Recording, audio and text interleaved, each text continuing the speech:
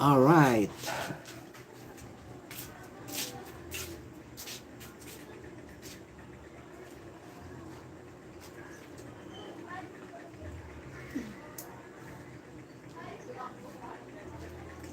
Mainit, ano? Hindi ano, baka tama, maano ng aso? Malaglag. Alright, magandang gabi po sa inyong lahat.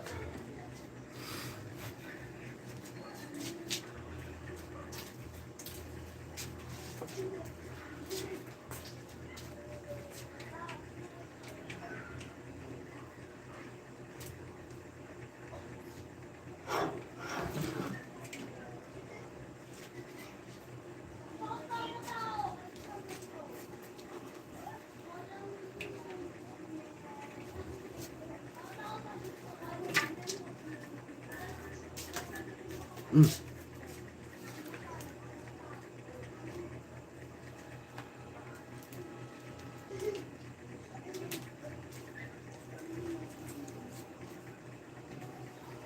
One million in the house. Ayan, mega love shout out.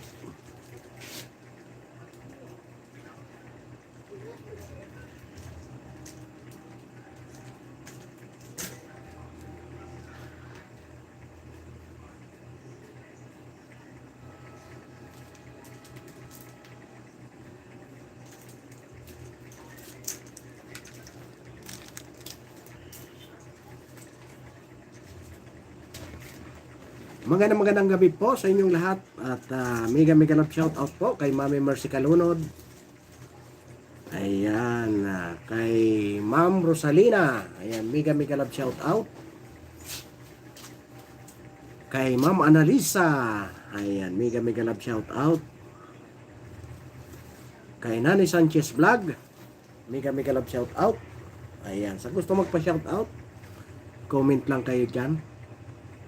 Ayan, dito tayo sa Kalawakan para mainit ang panahon. Ay, dito tayo sa bubong. Ayan, mega love shout out din kay Paul Donisa Official. Ayan. Ang atin pong pag-uusapan yung petisyon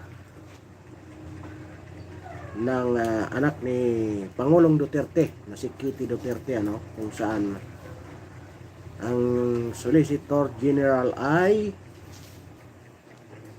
tumanggi na ipagtanggol ang kanyang boss, ang gobyerno. Paano na kaya anong mangyayari nito? Di parang may pag-amin na. My goodness. Ayan, magandang gabi po sa inyong lahat. Mapagpalang gabi, mapagpalang umaga, mapagpalang tanghali. Saan man sulok kayo ng mundo, ayan, mega love shout out. Bakit parang mahina ang internet? Magandang gabi po sa inyong lahat. Ayan, comment lang kayo dyan sa gustong magpa-shout out. Ayan, mega love shout out sa 5 million in the house. Oh. Ayan, medyo pause pa tayo, no? Yun nga, gusto nating umpisan, ano? Ang ano ko lang, ano, idagdag ko lang yung unahin natin yun sa ano, no? Lingid sa inyong kaalaman, ano? Ang bahay ng dating Pangulong Duterte sa Davao ay napapabalita na papasukin ng kapulisan, kung saan siguro ito kasama ito sa plano nila na ano, no? Kasama ito sa plano nila na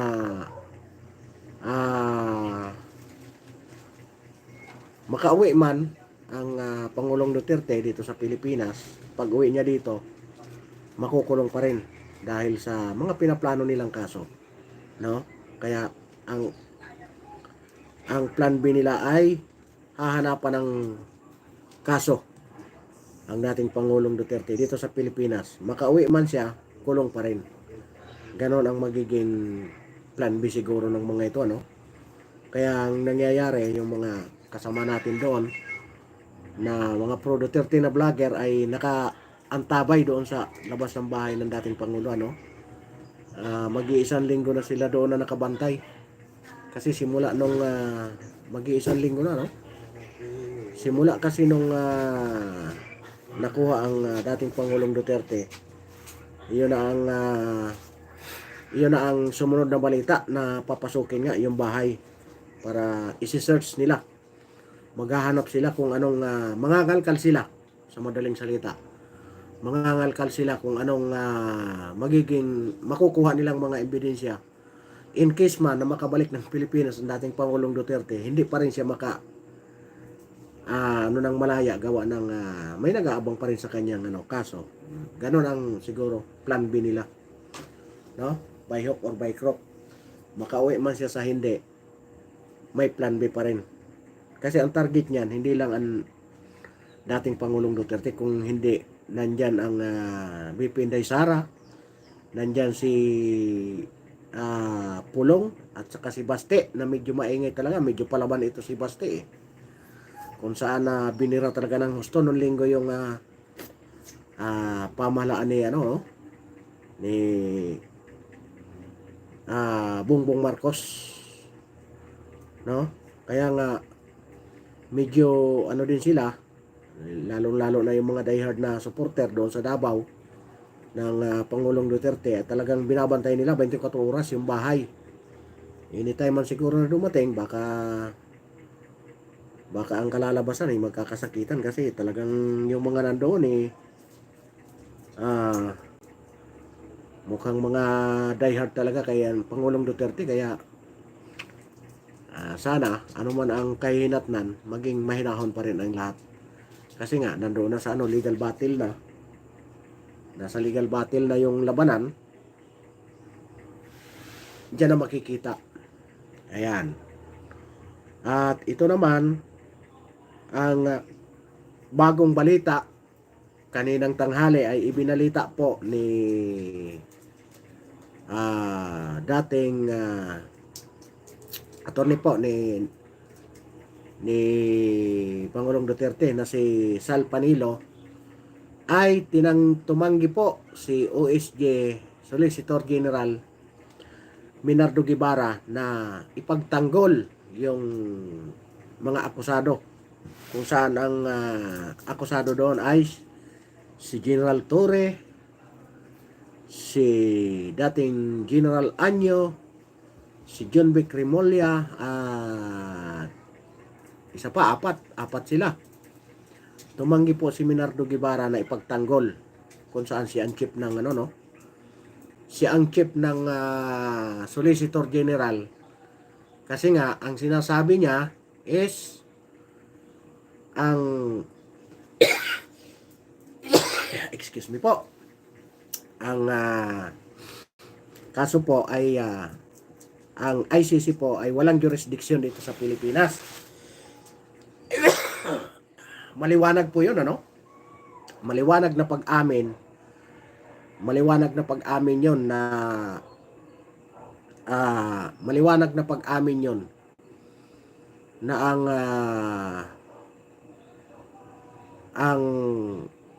Solicitor General ay tama ang tinatakbong na wala talagang jurisdiction dito sa Pilipinas ang ICC. Sa makatuwid, umaamin na si Minardo Guevara na nagkamali yung kanyang pinaglilingkuran ngayon na amo. Diba? Kasi tumanggi siya Kasi nga, ang paliwanag niya is wala nang jurisdiction ang ICC. Wala na tayong jurisdiction. Wala nang karapatan ang ICC. Ang tanong doon, bakit nila ibinigay? Diba? Abangan natin ang kasunod nito. Baka ang mangyari nito, tanggal ito si Minardo Guevara. No? Ang doon, sakali man na matanggal, sana magsalita siya, hindi yung nakaganyan yung nakatakip yung bunganga, dapat pag tinanggal siya, sabihin niya ang katotohanan para naman para naman matuwa sa kanya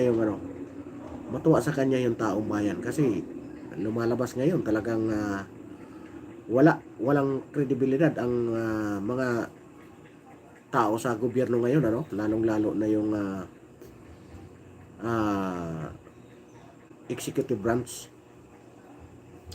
Wala nang tiwala taong bayan. Kaya sana naman sakali man na magkatanggalan, mauuna si Minardo Guevara, no? Kaya nakakapanghinayang na bakit nagkaganon ang sistema ng ano. Pero hindi naman natin maisantabi na talagang ang punot dulo niyan ay politika.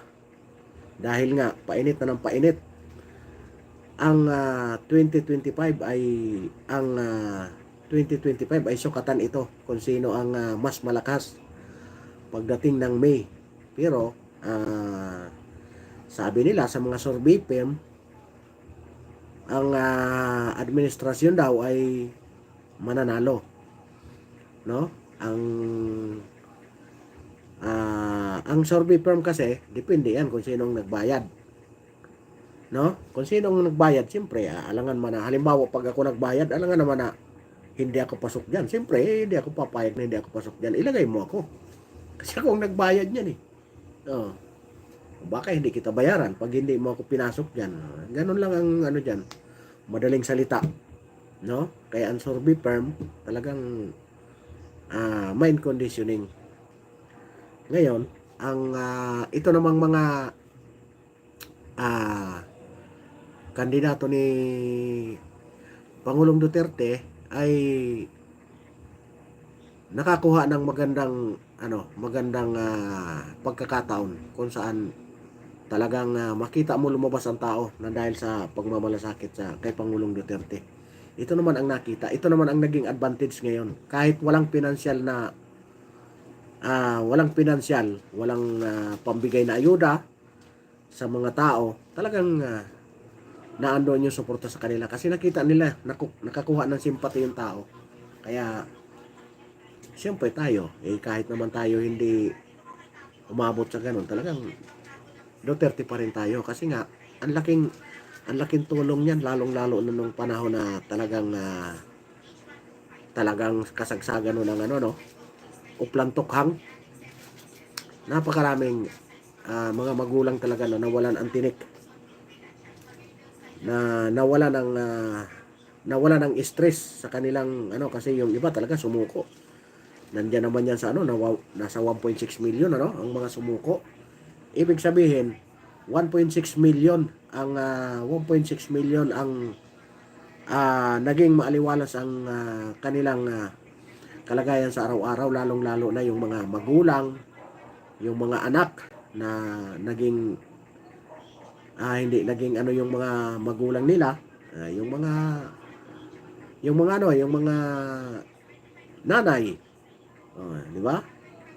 Na wala nang ginawa kung hindi pasaway na rin gawa ng sa pinagbabawal na gamot. Marami talagang kaya marami talaga nagmamahal sa Pangulong Duterte. Isa na ako doon, siyempre. Kasi nga napakalaking tulong. Isipin mo 1.6 million. Tapos itong umaakusa na itong mga human rights daw. Ang kinuha lang nilang human rights, yung mga puser, yung mga user. Paano naman yung biktima ng puser? Yun nga yung sinasabi ni Kati Binag sa kanyang speech. Paano naman yung mga nabiktima ng user, ng puser? Dapat ito din ang hindi natin malaman. Sa tindi ng politika, wala. Naging one-sided na yung natin. Yung CHR. Kaya dapat yung CHR minsan pag-isipan ng tanggalin yan, sayang lang yung binabudget yan, tapos perwisyo pa sa sa halip na makapagtrabaho ng gusto yung yung gobyerno, naging pabigat patuloy kasi minsan nagiging pasanin pa yung mga ganyan na nagpapagamit sa mga makakaliwang grupo. Hindi nila iniisip yung mga nabibiktima kung sinong pinagtatanggol nila. Karami niyan, kahapon lang kahapon lang, kanina kininto ko na ito sa live ko kanina, kahapon lang dito sa lugar namin. Yung isang 15 years old, nang dahil sa hindi namin alam kung nasobrahan ba. Grabe. Grabe ang naperwisyo. Akala namin isang tao lang. Nung, nung tinawag ng isang tao, napakarami palang naperwisyo. Kasi nga, walang kain-kain, walang tulog. Sabayan pa ng alak. Ang nangyari, ayun, inabot. Naalog yung utak. Kasi nga, ano na eh, bangag na eh. Oh, tapos sasabihin ng gobyerno na ano, mahina. Parang naglulukuhan na lang tayo. Parang na nga lang kindi ngayon eh. Kasi nagbalikan na lahat eh. Nakakapanghinayang lang yung inumpisahan na.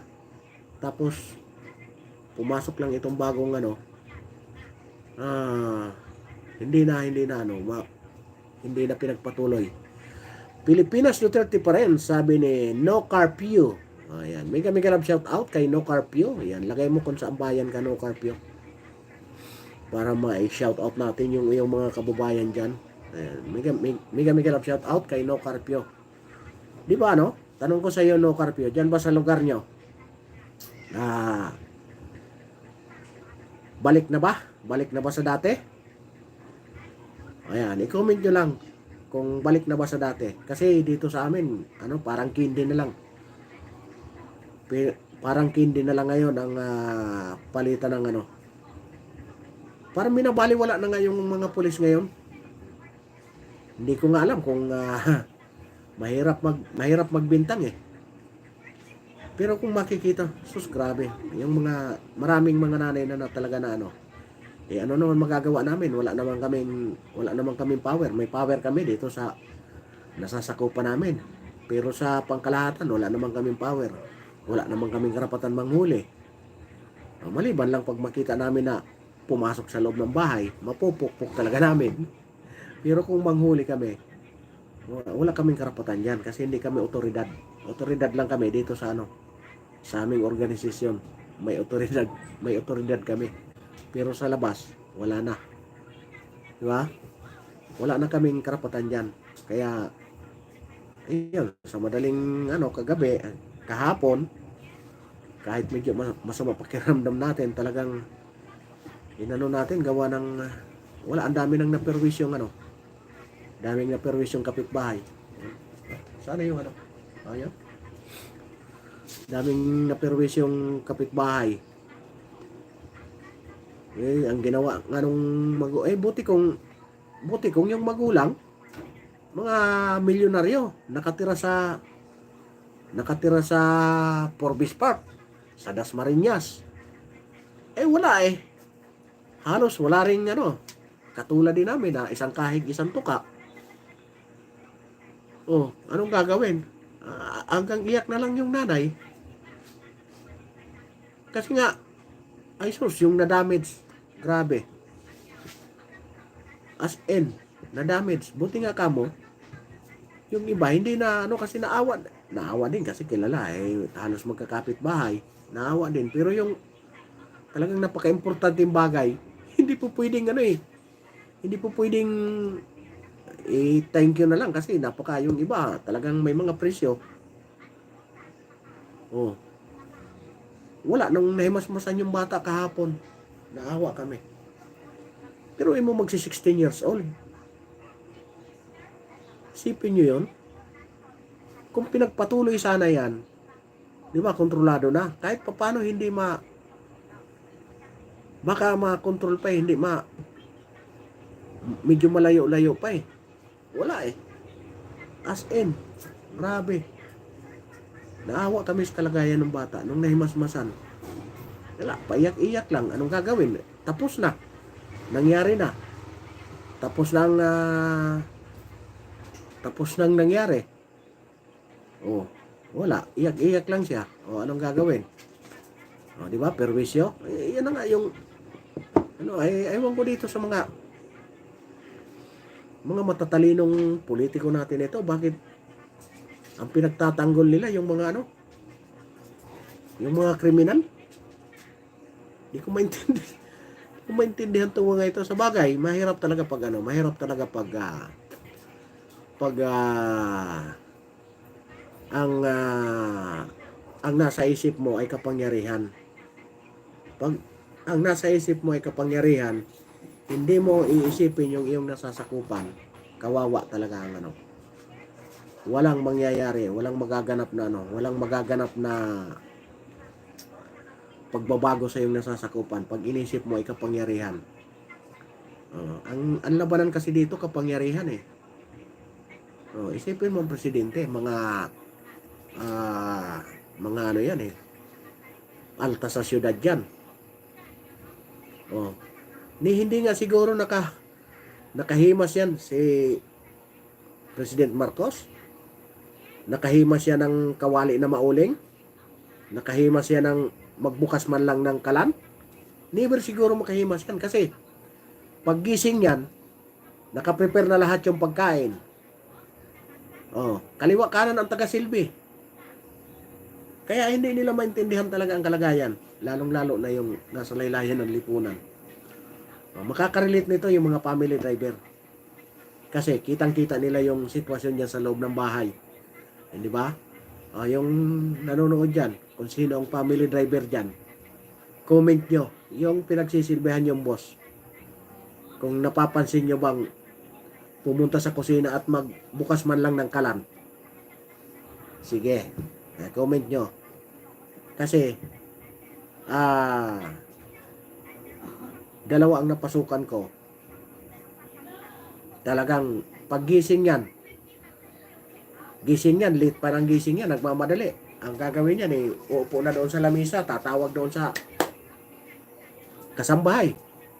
Pagsisilbi yan. Ilalabas yung almusal. Yung iba, nakaprepare na dyan, nakatakip lang. Pagbaba niyan, galing sa kanilang air condition room, pagbaba niyan doon, bubuksan lang yung takip, iinom, kakain. Tapos pagbaba, tatawagin na yung driver, aalis na. Di ba? Kaya napakahirap ng presidente na yung mga alta sa syudad. Never maintindihan kung anong kalagayan ng mga nasa laylayan. Hindi makikita. Puro lang puro lang papel kasi yan.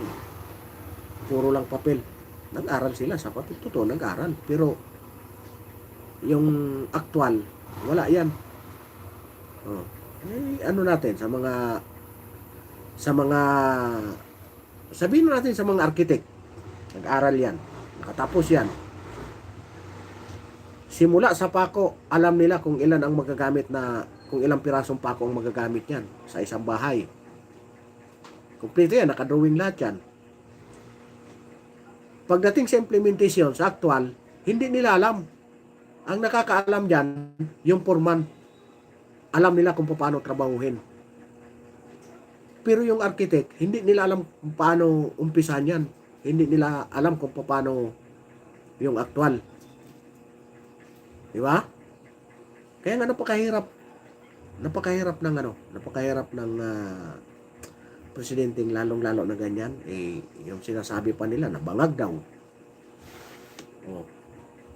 Lalong-lalo na. Kung totoo yung sinasabi nila na bangag. Hindi ako sabi nila yon. Paulit-ulit sila dyan kung totoo, lalong walang mangyayari. Lalo tayong nalulubog. Lalong naghihirap ang Pilipino. Kasi walang consistent na panindigan katulad niyan. Sabi nga ni Senador Bato, 2 beses niya kinausap. Kahit nga daw buhok, hindi mahahawakan ng ICC. Talagang hindi mahawakan si Senador Bato kasi kasi walang buhok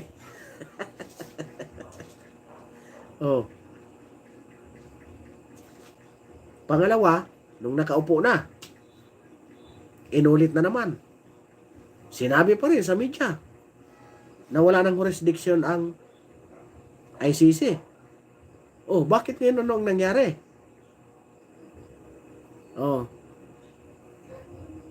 Ano ang nangyari, di ba? Wala. Nandoon ngayon ang Pangulong Duterte. Nagtitiis sa lamig. Walang makausap. Nakikita niya doon, 4 na sulok. Okay lang kasi doon talaga, ang ano doon is, ang kulungan talaga doon, mag-isa ka lang. Hindi katulad dito na talagang sama-sama kayo sa 80 kayo doon sa kulungan. Kaya ang tulog nyo per ora. Palitan kayo. May taga-paypay.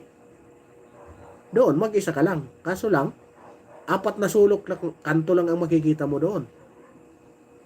Oh, may higaan ka. Malamig. Ang problema, walang makausap. Di ba?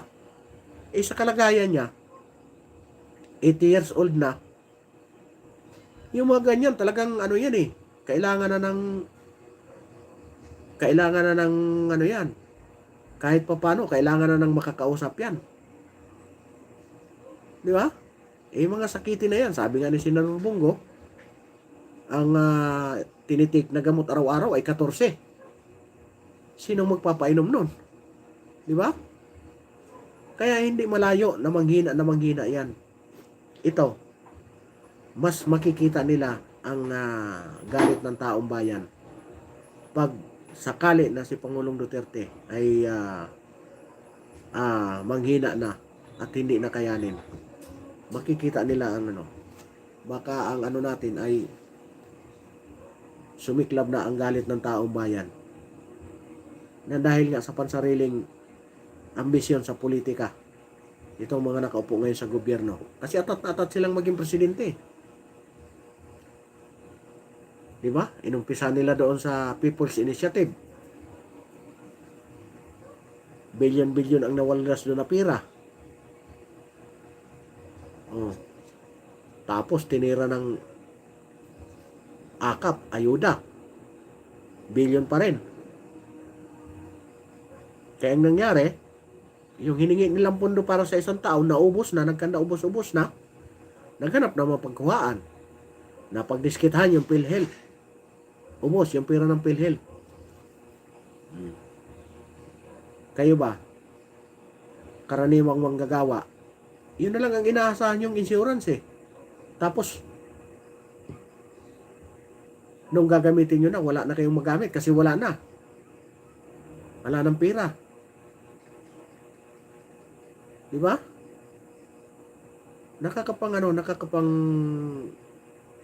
Nakakapanghinayang na ano. Nagbuto tayo ng presidenteng hindi malaman kung ano ang gagawin sa ating bayan. Oh. Yung tren, pinagtatanggalan nila ng riles. Wala nang tumakbo. Paralyzed na. Araw-araw na nga traffic, hindi pa sila nag-ano ng alternative. Hindi man lang inunti-unti ba? Phase 1, Phase 2, Phase 3. Wala, talagang tinanggalan nila. As in, tinanggalan simula sa Caloocan hanggang siguro sa ano yan, Laguna yan eh. Diba? Eh, yung ganyan bang pamamalakad, no? Matutuwa ba kayo? Napakaraming pasahero yan dyan simula sa Divisoria hanggang sa Makati. Hanggang sa Alabang, napakaraming pasahero yan dyan araw-araw. Umaga't hapon, talagang ang tao dyan, siksikan sa tren. Kasi mura ang bayad sa tren eh. Sa mahal ng pamasahe ngayon, tapos traffic pa. O yun na lang yung alternative na sasakyan na murang pamasahe, tinanggal pa nila. Diba? Wala mang ano. O, yung mga biyahero dyan na dumadaan dyan sa Espanya, dumadaan dyan sa may Makati banda, may mga release pa ba? Wala na. Wala nang release. O. Siyempre, yung mga tren natingga. Yung mga bagong tren, wala. Magkanda sira-sira yun kasi matagal na naman yan bago magamit eh. Samantalang kay Pangulong Duterte, hindi yan tinigil. Inano lang. Kumbaga, nirepair lang lahat yung mga train. Dami ng bagong-bagon eh. Kasi nakakapasok ako dyan sa motor pool nila sa Caloocan eh. Kasi iniisip nga nila, yung inisip nga ng dating Pangulo ay yung kapakanan ng taong bayan. Ngayon, ang plano naman ng DOTR, yung bus lane sa EDSA, isasarado na naman. Ngayon, paano na naman? Oh, ganitong oras, alas 9, makikita nyo ang ano dyan, ang pila dyan sa EDSA sa bus. Napakahaba. Simula alas 7 yan ng gabi. Napakahaba yan hanggang alas 10 ng gabi. Napakahaba. Kasi nga, yung train, wala na. Yung MRT, wala na. O hanggang alas 10 lang yan ang operasyon. Kaya yung bus, napakahaba na ng pila. Isakto labasan niya ng mga empleyado sa mga mall. Napakaraming mall dyan sa EDSA. Simula yan doon sa simula sa Ayala. Pauwi yan dito ng Fairview, Monumento. Isipin mo yan. Tapos isarado mo yung bus lane. Napaka-traffic ng oras na yan. Ewan ko kung ano na naman mga naisip nito. Wala sa Hindi naman natin sinasabi na Hindi naman natin sinasabi na wag nang gawin. Gawin, pero dapat alternative. Alternative na kung damihan ang train, tapos pahabain ang oras, pwede yun. Wala mang alternative. Basta i-repair yung bus lane, tapos. Kasi nga, may balak sila na yung bus lane ay ibabalik na doon sa dati. Sa gilid na lahat. Iyon ang balak nila. Kaya, siguro, iwan ko kung itutuloy nila. Talagang mag-aalboroto na talagang taong bayan yan. Kasi nga, dati, pag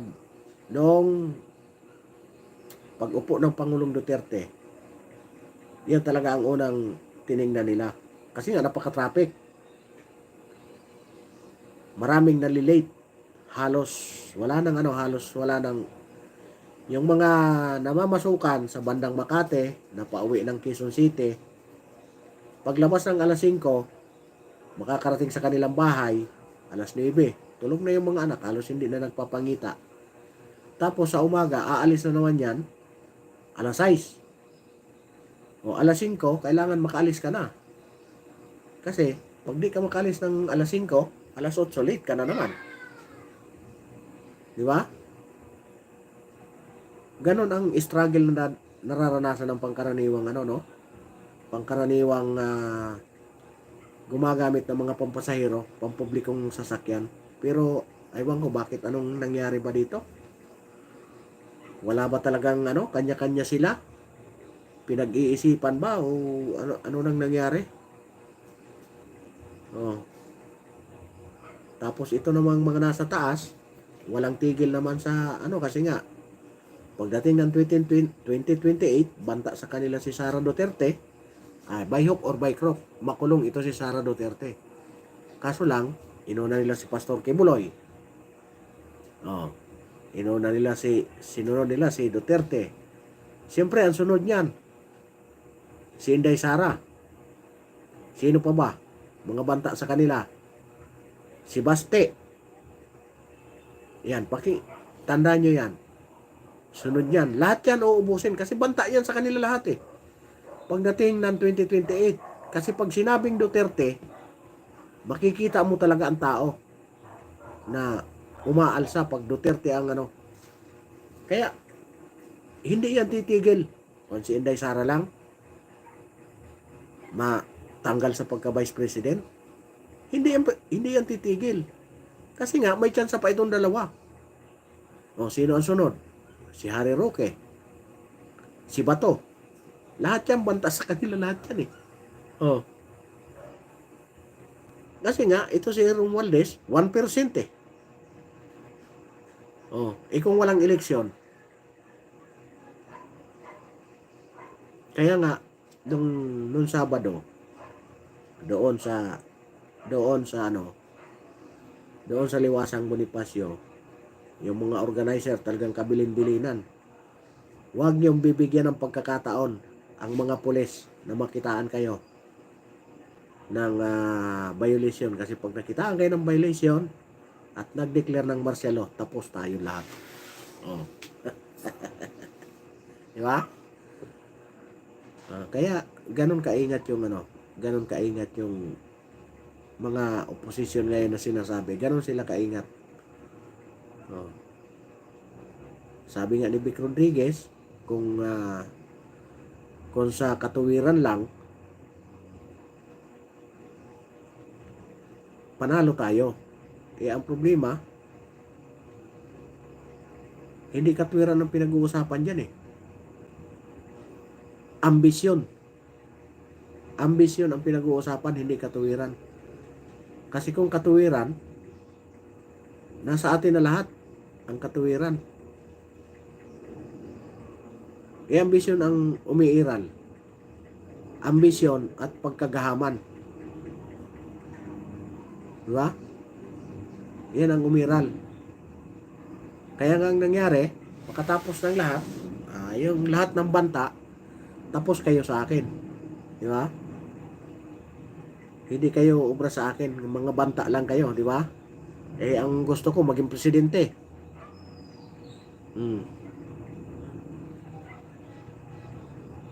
Tandaan nyo, ngayon darating na, itong parating na April, itong papasok na buwan, pwede nang maglabas ang desisyon ng Korte Suprema doon sa inano nilang budget ng Pilipinas, kung saan yung mga blanco doon sigurado maraming sasablay na naman doon. Malaki ang tsansa nakatigan yung petitioner, gawa ng si Congresswoman Kimbo mismo umamin na na inayos naman ang technical working group nila ng Senate at saka ng Congress. Ibig sabihin, mayroon talaga. Kaya napakalaki ng tsansa. Paano pag Paano pag na-declare na unconstitutional? Ibig sabihin, mag-reenactment. Reenactment yung budget. Pero sinasabi naman ni Pangulong Marcos na titigil ang lahat pag kinatigan ng Korte Suprema yung petitioner. Wow naman. Bakit titigil ang lahat?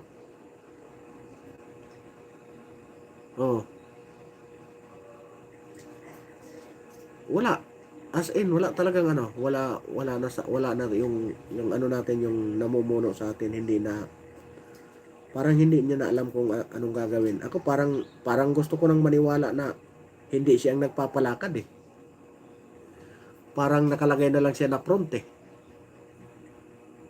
Ginawa na lang siyang puppet. Sa ano ko lang sa obserbasyon ko lang, hindi ko sinasabing obserbasyon ko lang. Kasi parang pag humarap siya sa hindi niya alam kung anong dapat sabihin. Isipin mo yun doon sa KOGC. Dilat ang mga Pilipino na talagang nakapulga battle gear yung mga pulis. Si General Torre mismo nakapul battle gear. Pero ano sabi ng presidente natin? Walang armas na dala sa loob. Sus Maria Josep, kawawa. Hindi alam ang nangyayari sa paligid. Isipin mo, nasa araw-araw sa TV, araw-araw sa social media, kita nila kung gaano kalalakas ang ipinasok ng baril sa loob. Tapos sabihin ng presidente, walang armas, walang tear gas, walang nasaktan. Sus Maria Josep.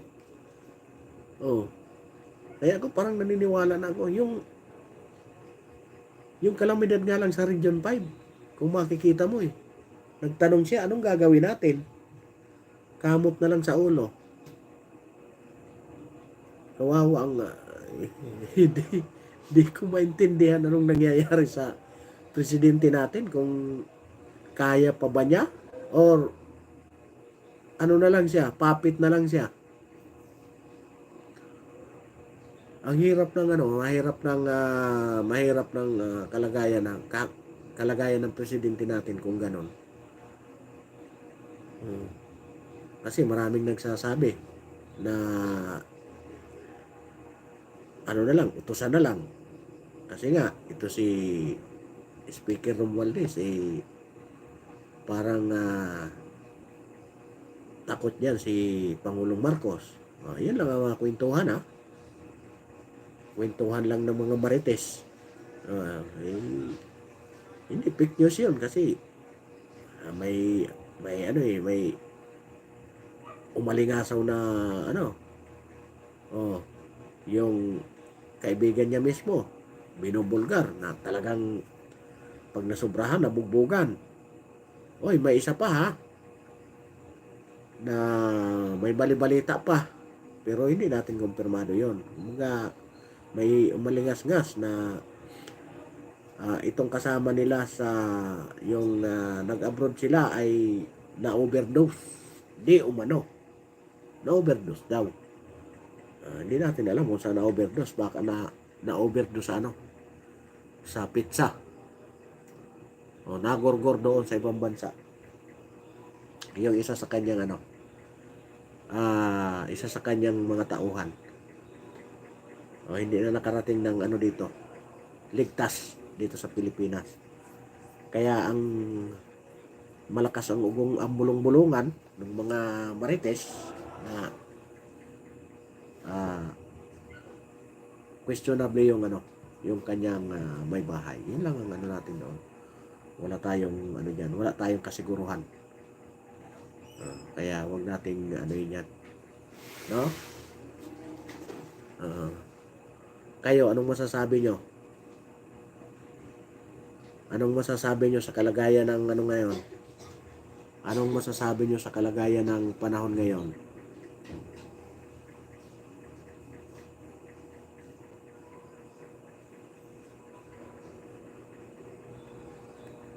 Ayan, nagagalit na tuloy si Sino Carpio. Sino pa ito? Pilipinas. Di ba? Maraming pagkakataon talaga na hindi na natin maintindihan ang ating presidente. Kaya nga ang taong bayan hindi na rin nakakapagtiis. Naglalabas na rin ang kanilang sariling kalooban. May napanood nga pala ako kanina, yung isang pulis na talagang matapang na nagsalita na laban kay Pangulong Marcos, Tapos may isa pang pulis na nagbitaw daw di umano, pero siyempre tinatanggihan pa naman niya ng pamunuan ng pulisya. Ayan, Love Me. Good morning. Good morning kay Love Me. Ayan, Love Me. Mag-live ka ba? Di na ako nakakanta. Ay, puntahan nyo yung si Love Me, napakagaling niyang kumanta. Magaling kumanta yan si Love Me. Ayan, puntahan nyo yan. Pag gusto nyo ng kantahan, no holds bar na kantahan, yan, walwalan, kay Love Me. Ako naman, pag nagkaroon lang ng oras, katulad ngayon, maaga ako nakauwi, alas 9, di nagkaroon ako ng time, makapag-live. Minsan kasi darating ako alas 10, pagod na talaga. Kaya nga, ang nangyayari hapon, yun, nakakasipat ako ng live. Pero may upload ako mamaya yung kay Atty. Vic Rodriguez, yung kanyang full speech doon sa pre-rally doon sa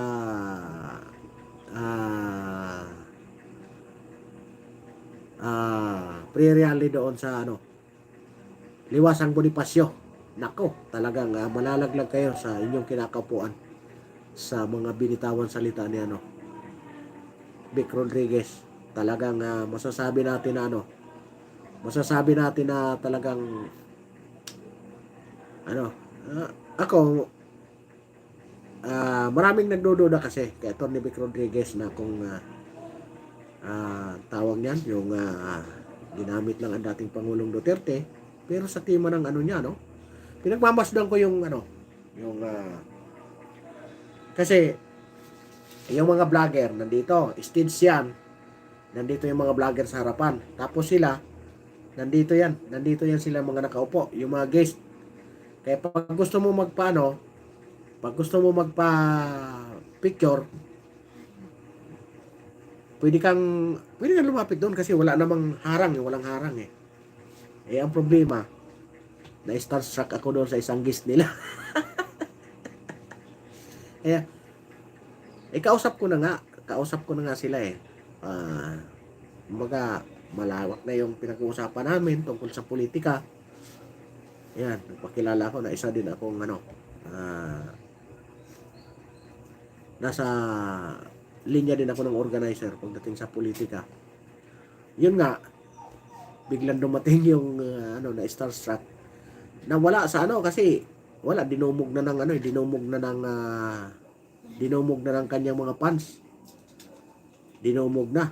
Kaya nga talagang wala as in na pati yung pag usap-usap namin naputol na eh.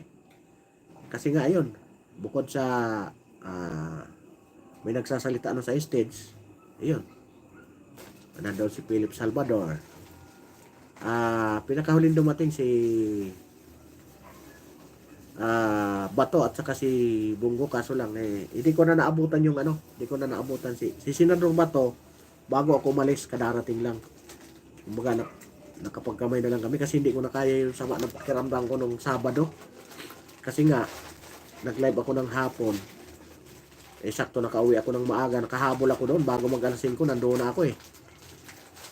Siyempre sa init ng panahon, tapos doon yung crowd, napakainit pa. Tapos tubig, inom kami ng tubig na malamig. Inom kami doon, tubig ng malamig. O sige, tubig malamig. Sauce. Lalong sumama yung pakiramdam ko pag uwi ng Sabado, talagang magdamag. Gusto ko sanang mag-live doon. Naka-signal jamming. Ang nakapag-live lang doon yung yung tawag nito, yung may connection lang sa sa SMNI. Yun lang ang mga nakapag-live doon, yung mga may kakilala doon sa SMNI. Iyon, kasi yun lang ang malakas ang signal eh. Sa Facebook nga wala. 2 beses ako nag-attempt na mag-live, as in wala talaga. Kaya nga yung ibang mga kasama namin nandoon na lang, siyempre bilang suporta, doon na lang, kwentuhan na lang kami doon. Ako naman habang nakikipagkwentuhan, pag may nagsasalita, kuha ako ng video. Kaya si Attorney Beck, nakuhaan ko ng video. Pati si Senador Bato, kung saan yan yung na-upload ko na dyan. Si Cathy Binag, si Jimmy Bondok, si Cesar Montano nandoon din. Ayan, basta ang hindi ko na lang na si Attorney Torion. Ang hindi ko na lang na talaga si Senador Bongo. Yan ang hindi ko Pero yung mga kaibigan natin na nakaano na ngayon kay Senador Bongo, kasi umalis na nga doon sa kabila, lumipat na kay Senador Bongo.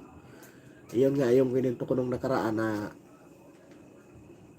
niyayaya nga ako doon sa kabila na doon kami i-vlog namin yung kabila laban sa mga Duterte. Sabi ko ayaw ko, Duterte ako eh. Hindi ko yung dignidad ko. Sabi nga maganda doon ang offer. Sabi ko magkano ang offer? 30 pataas. Pag magaling ka bumanat, 30 pataas. Sabi ko hindi ko kaya yun. Paano pag magkasuhan tayo? Ay, iyan daw hindi niya masagot. Sabi ko wag na. Bandang uli, nagkita kami nung Sabado. Na siya? Nandito na siya sa atin. Nakay siya?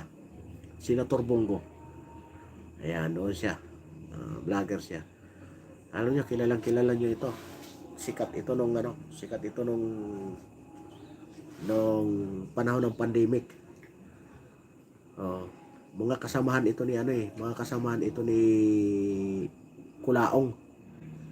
Kung saan ito ang mga nagbulgar kay Kulaong. Ito ang mga unang kumalas kay Kulaong. Kasi nga nabisto na nila eh. Mga malulupit ito, mga batang tondo yan eh. Mga batang tondo, kaya ayan. Kahapon nakita kami doon, masaya siya. Sabi niya, buti na lang Sabi ko, siyempre, alam ko naman. Kasi, nasa tama na tayo. Ba't papupunta tayo sa mali? Ayaw kong ganun. Sabi ko, marami ako sinusuportahan na politiko. Pero, pag mali, ay, bibitawan kita. Kahit sinusuportahan kita. Bibitawan kita. Oh, hindi ako ganun na ano. Kausapin kita, pero pag ano, ay, wala ka sa buhay mo. Aalis ako sa'yo. Oh, di ba? Kaya nga dito, yung mga kapalpakan dito sa amin, unti-unti ko nang inano kasi, palpak siya. Sa susunod, pangalan. Pero hindi naman ano, tumakbo siya ng senador ngayon. Oh, di ba? Yung ambisyoso rin to eh. Isa rin sa ambisyoso. Kaya, yan. Uy, mag-iisang oras na naman pala tayong kayayaw-yaw dito. Yan, comment kayo dyan. Ano ba ang inyong ano ba ang inyong kalagayan ngayon? Ano ba ang inyong napagmamasdan sa inyong mga lugar? Oh, gaano ba kahirap ngayon? Malaya kayo dyan mag-comment. Nasa comment. Libre ang comment dyan, walang bayad. Bayaan nyo malaya tayo ngayong wala pa namang marsyalo. Pag may marsyalo, tumigil tayo. Kasi wala nang batas yan. Ngayon, may laya pa tayo magsalita. Malaya pa tayong magsalita. Pero wag tayong wag yung below the belt. Kasi nga, baka mamaya, abangan tayo dyan ni Diwata. Yari tayo, gorgor tayo ni Diwata. Si Diwata pa naman, gustong-gustong maging chief PNP. Habol ng habol, talagang grabe, parang nagiging partisan, na nga siya eh. Partisan politics na. Parang wala na siya sa no? Kaya yung kanyang isang, yung isang kanyang, isang kanyang tauhan, talagang nagagalit. Iparinig ko sa inyo, no? Tingnan natin. Hanapin ko, ha? Iparinig ko lang sa inyo kung anong sinasabi nitong pulis na ito. Excuse me po. May dala kang tubig?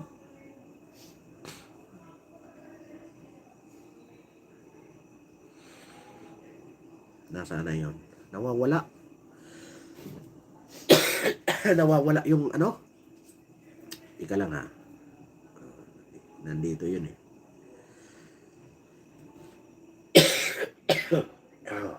Nandito, hanapin ko yung live niya. Natatawa ko doon sa grabe, talagang yung pulis ha. Ito, 1 hour ago. Tika, may ads pa eh. Talagang humanga ako sa pulis nito.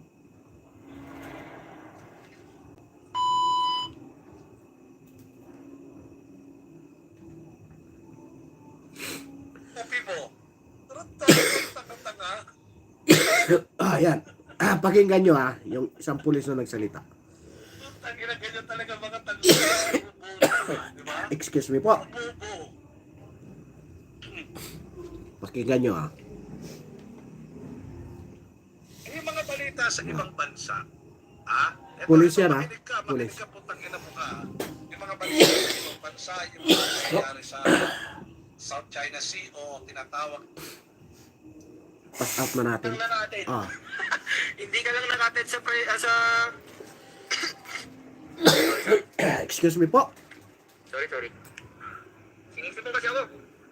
No, pakinggan nyo ha. Isang pulis to.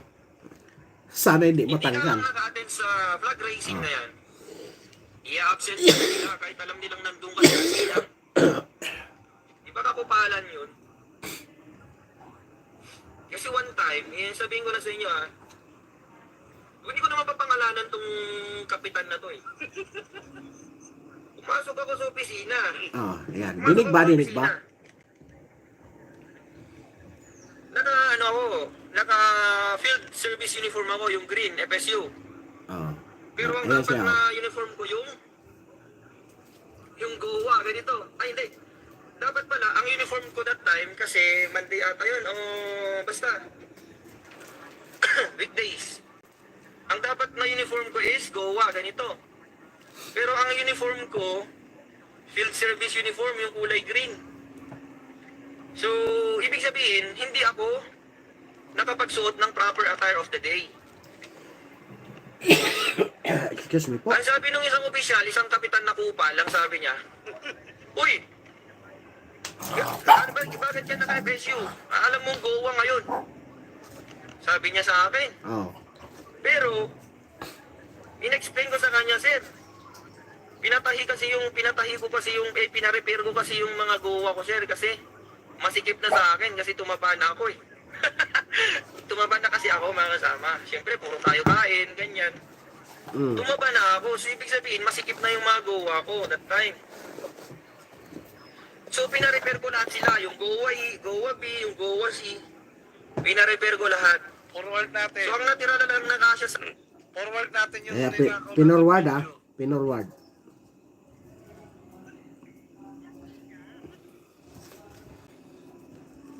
Palaban yung pulis na ito? Oh, forward natin o tatapusin na natin yung live. Abangan nyo na lang sa upload ni Casmay. Oo.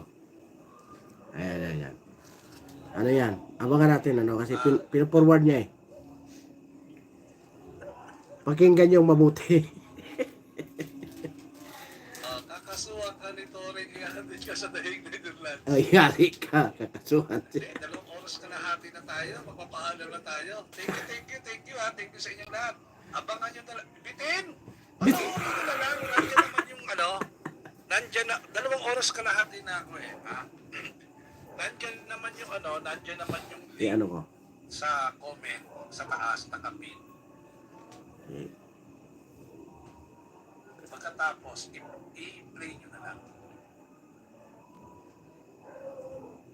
Teka lang. Ano natin? sa World Cup. Pero napapamura.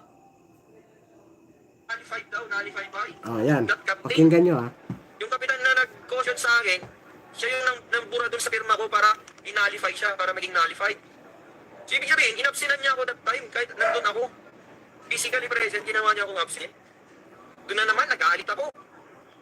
Sinabihan ko siya, asan yung kupal na kapitan dito? Pumasok ako sa opisina. Sinabi ko, asan yung kupal na kapitan? Lumabas siya ngayon. Lumabas siya ngayon, mga kasama. Lumabas siya. Oh. Ay, Ate Joy! Lumabas siya ngayon sa kwarto niya. Maraming Ano salamat, sabi niya? Ate Joy. Oh. Sabi niya. Hindi ko na maalala yung mga sinabi niya, pero ako, talagang galit na ako that time. Oh. Pagkatapos niya akong kumain ng araw na yun, nung kinahapunan na yun, kinupal na naman niya ako ng umaga, kinupal na naman niya ako. Ginawan niya ako ng order to explain. Ayan, pakinggan mo muna ha. Issue niya dun sa Eh, hotel. nakakama, 86 million. Pero sinasabi ko lang yung mga facts na nangyari doon sa office para malaman niyo kung gano'n. Tubig. Bagal naman.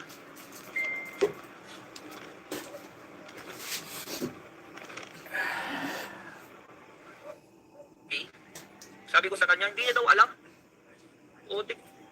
Pulis ka, di mo alam yung 6713. Yun yung ethical standards ng civil service, based sa civil service. Na kailangan maging professional tayo. I-pass forward na nga natin. Sa ano? Quezon Up. May tama na. Ayan.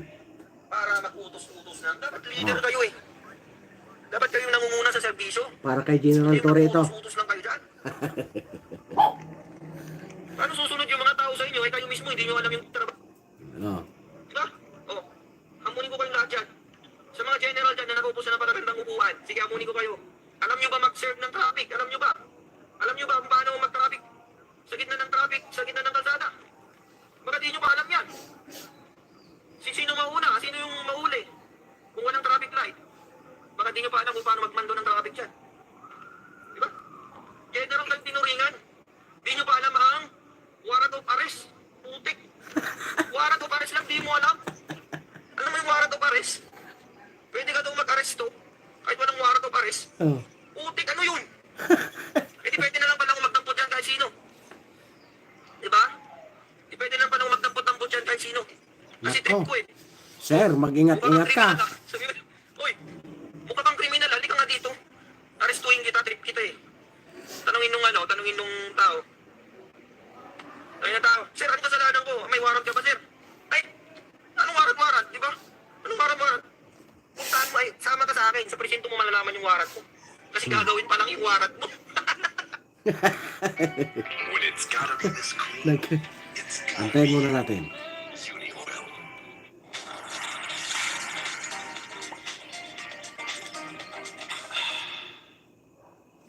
Di ba? What a funny, di ba? What a, What a funny idea. what a funny idea. Di ba? Pwede ba yun? Oh. Bawal yun, nasa konstitusyon yun, mga kasama. Bawal na bawal mag-aresto nang walang warrant of arrest. Maliban na lang sa tatlong exception. Ano yung mga tatlong exception na yun? Sabihin ko na sa'yo, sir. Parang mas matalino ito kay Ang mga General tatlong bagay Torre. lang na pwedeng mag-aresto, pursuit, is in flagrante delicto. Ano Oh. ba yung isa? Hot pursuit, tsaka yung escape from prison. Hmm. Di ba? Yun lang yung tatlong bagay na yun para wala kang warrant of arrest. Lahat na ng mga bagay, maliban sa tatlong yun, dapat meron ng warrant of arrest. Meron din palang isa mga kasama. Meron palang isa na pwede kang mag-aresto ng walang warrant of arrest. Ano yun? Kapag yung sa tingin mo, yung suspect, kapag sinalban mo ng warrant, pwede siyang tumakbo, pwede siyang manlaban. Kasi sasabihin mo sa kanya, Uy, Juan, halika nga dito, may warrant of arrest ka. Pag sinabi mong ganyan, may possibility kasi na manlaban siya. May possibility kasi na tumakbo siya. Nasa rules of court yan eh. Diba? May possibility kasi na manlaban siya. O tumakas siya. Kaya wag mo na lang munang ipakita yung warrant of arrest niya. Wag mo munang ipapakita sa kanya. Biglayin mo na lang siyang hulihin. Kung sa tingin mo tatakas siya, biglayin mo siya. Parang dadamputin mo siya bigla. Pupusasan mo na siya agad. Kasi nga, kapag sinabi mo may warrant siya, may kaso siya, baka tumakbo siya. Hindi mo na siya mahuli. So, pwede yung sabihin mo, damputin mo na siya agad. Pero, dapat, pagkatampot mo sa kanya, agad-agad, sabihin mo rin sa kanya, ipakita mo sa kanya, yung warrant of arrest niya. At sabihin mo agad sa kanya, yung mga rights niya, mga right to cancel, right to counsel, right to remain silent. Diba? Diba? Yun yung apat na circumstansya para maging warrantless arrest. Pero, kung meron namang preliminary investigation yung kaso, kailangan ipakita mo yung warrant of arrest. Parang yung nangyari kay Rodrigo Duterte. Oh, May ayan. nangyaring Pakinggan nyo, preliminary investigation, mga kasama. May nangyaring investigasyon. Tapos, sasabihin nila, arestuhin kita kahit walang warrant of arrest. Pwede ba yun? Hindi po pwede yun, mga kasama. Kailangan, ipakita mo muna yung warrant of arrest bago mo siya arestuhin. Bakit? Si Duterte ba, tatakas ba yun kapag sinabihan mong may warrant of arrest siya? Tama. Hindi naman tatakas yun, tsaka hindi naman manlalaban yun eh. Hmm. Prosecutor kaya yun, alam niya yung batas yun. Pero anong ginawa niyo sa kanya? Wala, mali yung ginawa niyo sa kanya. Inaresto niyo siya nang walang warrant of arrest Oh. at hindi niyo sinunod yung batas ng ICC. Ang sabi sa ICC, pagkatapos niyo maaresto yung isang tao, dapat dalhin niyo siya sa competent judicial authority, mga kasama. Competent. Judicial authority. Competent. Anong sabi ng administrasyon? Regarding that? Ang sabi nila, competent judicial authority daw yung DOJ na nandun. Putik na yan, anong klaseng pag-iisip yan, mga kasama? Paano naging competent judicial authority yung DOJ? Ang DOJ, mga kasama, is considered as quasi-judicial. Quasi-judicial lang siya. Hindi siya fully competent judicial authority. Bakit? Korte ba ang DOJ? Korte ba ang DOJ? Siyempre hindi. Department of Justice is not a court. Ang sinasabi ng ICC, pagkatapos nyo mahuli si Duterte, dapat dalhin nyo sa competent judicial authority. Ano yung competent judicial authority na yan? In short, ang tawag dyan ay korte. Kahit anong korte sa Pilipinas, pwede. Kahit yan sa pinakamababang korte na lang sana eh. Pero anong ginawa? Dinala saan? Villamor Air Base, mga kasama. Bakit? Korte ba yun? Siyempre, hindi korte yun. Walang judge dun eh. Sino magsasabi na tama o mali yung pagka-aresto niya kung walang judge? Siyempre, kailangan mo ng judge para magsabi sa'yo ng ganito, ganyan. Ang sabi ng administrasyon, meron daw DOJ personnel na kasama doon. Siya na daw yung judicial authority. Putik, sabi ko na nga ba eh. Bangag talaga ng mga to eh, no? Walang alam sa batas. Kawawa naman ang Pilipinas kung ganyan. Ako, patrolman lang ako mga kasama. Hindi ako abogado, pero may alam ako sa batas. Hindi ko naman sinasabing alam ko lahat, pero may alam ako sa batas. Judicial authority is a court. Villacor Air Base is not a court. And DOJ is not a court. Ano yung mga yan? Rason lang yan ng mga bangag. Kasi wala silang alam. Or alam nila, pero nilulusot lang nila yung gusto nila. Tama. Pero hindi nyo maluloko ang mga Pilipino. Hmm. Diba? Hindi nyo kami maluloko kasi may isip din kami, hindi lang kayo. Ang problema lang kasi sa inyo, bangag kayo.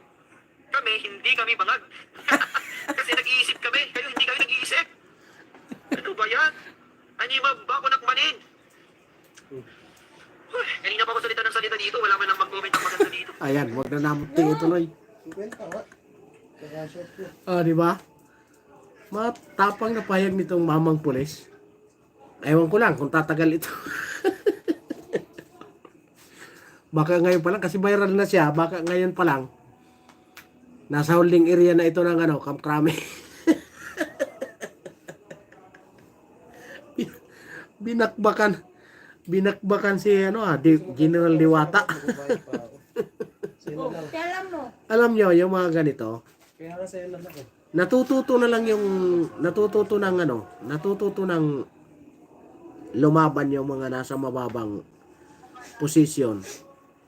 Kasi nga, sa mga ganitong klaseng nakikita na sistema, grabe. Nagagalit na yung tao eh. Balik mo lima yan na. Nagagalit na yung taong bayan. Eh kung katulad nitong pulis na ito, makabayan ito eh. Kasi sinasabi niya nga, ang amo niya, hindi si Presidente Bongbong. Ang amo niya ang taong bayan dahil yun ang nagpapasahod. Oh. Pag narinig ito ni General Diwata, naku po. Oh. Baka nasa holding area na ito ngayon. Kasi palaban, hindi lang ito ang siyempre maraming men in uniform talaga na ang talaga niyan para sa bayan. Pero siyempre yung iba wala namang lakas ng loob kasi katulad niyan, katulad ng yung kapitbahay namin dito, yung nangungupahan dito na pulis. Makikita mo ang anak 4. Tapos ang sahod nila dami nilang loan kasi talagang pipilitin ka pala mag-loan diyan sa kanila. Yung mga anak nag-aaral, siyempre gipit talaga. Paano pag natanggal ka sa serbisyo? Gusto rin niya, sabi niya. Gusto ko nga rin sir magsalita eh. Kasi nga, nakikita na mali na eh. Ang problema sir, baka tanggalin ako sa trabaho, paano na yung pamilya ko? Iyon ang katwiran nila. Kausap namin din nung linggo kasi nga, kinuha namin bilang advisor nung bata nga kasi bata, yung kinukwento ko kanina, kinuha namin bilang advisor.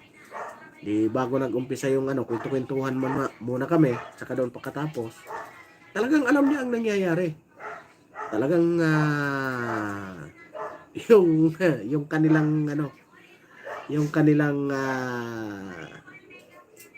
sabi niya yung institusyon namin parang na demoralize. Iyon ang kwento niya. Marami daw sa kanilang gustong magsalita pero paano? Sabi niya, ako sabihin ko na sa iyo totoo. Ang anak ko ay 4. Kita nyo naman, kasi nasasakupan nyo kami. Kita nyo naman, nag-aaral yung 4. Saan ako kukuha? Yung misis niya naman ay simpleng housewife. Simpleng may bahay. Tapos dami nilang loan. Kasi sabi niya, pinipilit pala sila dyan na mag-loan. Oh. Ngayon, pag magsalita ako, baka tanggalin ako. Paano yung pamilya ko? Magugutom. Kaya kahit labag man sa kalooban namin, kahit labag man sa kalooban, napipilitan kaming mag sunod-sunuran na lang kahit masama sa loob namin. No? Kaya nga minsan may mga, sabi niya nga, katulad nga niyan sir, pagdating sa operasyon, may mga protocol diyan. Pero minsan hindi na nasusunod yung protocol kasi nga ang habol ng kanilang is promotion, wala. Kaya minsan pag may nahuli sila, kadalasan na-absuelto kasi nga hindi nasusunod yung tamang proseso. Na-absuelto, nakakalabas yung suspect. Di ba? Kasi nga minsan wala na sa wala na sa hulog sa kagustuhan na magkaroon ng promosyon. Katulad nito, una niyang nirereklamo yung kapitan niya. Inaaway niya na. Kasi wala na sa hulog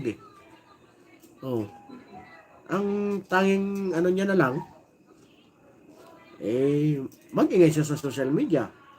Di ba? Sabi niya, kahit tanggalin siya, walang problema. Ito ang mga palaban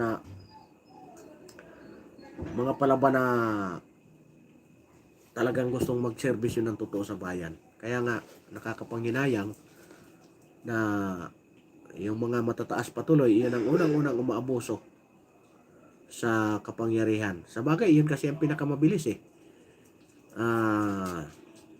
ang salita kasi nun, batas Pag mataas na, hindi katulad nitong pangkaraniwan ng pulis, wala. Medyo, minsan nga, babastusin pa yan sa mga lugar na, kasi ang tingin yan, pangkaraniwan civilian lang. Yung mga kernel, yung mga general, talagang, di pwedeng kasi matikas. Ayun. Kaya naghimutok siya. Yung dito din sa amin, sabi niya, kahit gustuhin man namin, ang pinoprotektahan din namin, ang aming pamilya. Pero sabi niya, siguro pag tawag na talaga ng pagkakataon, siyempre, ang susundin namin ang taong bayan. Kasi yan ang amo namin, yan ang nagpapasweldo sa amin. No? Pero yung mga gano'n na statement, nakakataba din ang puso na hindi sa lahat ng oras gusto nilang sundin ang kanilang pamunuan. Diba? Nakakapanghinayang din Hindi rin nila magawa kasi nga pamilyado sila, natakot din silang baka magutom din sila. Kinalabasan, pabigat sila pa ang isa sa pabigat sa bayan. Diba? Yan ang nakakalungkot na isipin na kahit gusto man lumabas, labas ng kanilang saloobin, dan labag doon sa pamunuan nila, wala. Pero meron din talaga katulad nitong corporal na ito na talagang pinangangalandakan niya na kisot kahit tanggalin siya, hindi siya natatakot. Basta't ang inisip niya, ipaglaban niya kung ano ang tama, di ba? Iyon ang napakagaling, kaya palakpak tayo doon pag sa mga gano'n na panindigan. Kasi ang sabi niya, ang amo niya ay ang taong bayan. No? Sana sa lahat. Pero may pa ako na may nagbitaw na rin na isang babae at saka isang babaeng pulis dahil hindi na nga masikmura, no? May bandang Mindanao ba? Dahil hindi na masikmura ang pinagagawa ng kanilang pamunuan. Parang ikinahihiya na nila, no? Kaya nga sayang ang mga panahon na gumawa ng kabutihan, itinaas ng dating Pangulong Duterte ang moral ng kapulisan. Ngayon, parang na-demoralize na dahil sa iisang tao lang. Sa kagustuhan ng kanyang makamit ang kanyang minimithi. Kasi sigurado ito si General Torre, ang habol nito, promosyon, kasikatan. Yan ang habol niyan Kasi na siya, general na siya ano ba sunod? Ang habol niya na is 4-star. Hindi ka naman mag 4-star kung hindi ka maging chief PNP. O, di ang habol niya, Chief PNP. Di ba? O, yun. Yun lang. Nakaisang oras na tayo mahigit, ano? Maraming salamat at makapagpahinga na rin tayo. Ayan, pahinga na rin po kayo. Maraming salamat po sa lahat. Hanggang dito na lang. Mapagpalang gabi at mega love shout out sa inyong lahat. Lalong-lalo na po kay Mami Mercy Calunod. Ayan, mega love shout out po. Mapagpalang gabi po.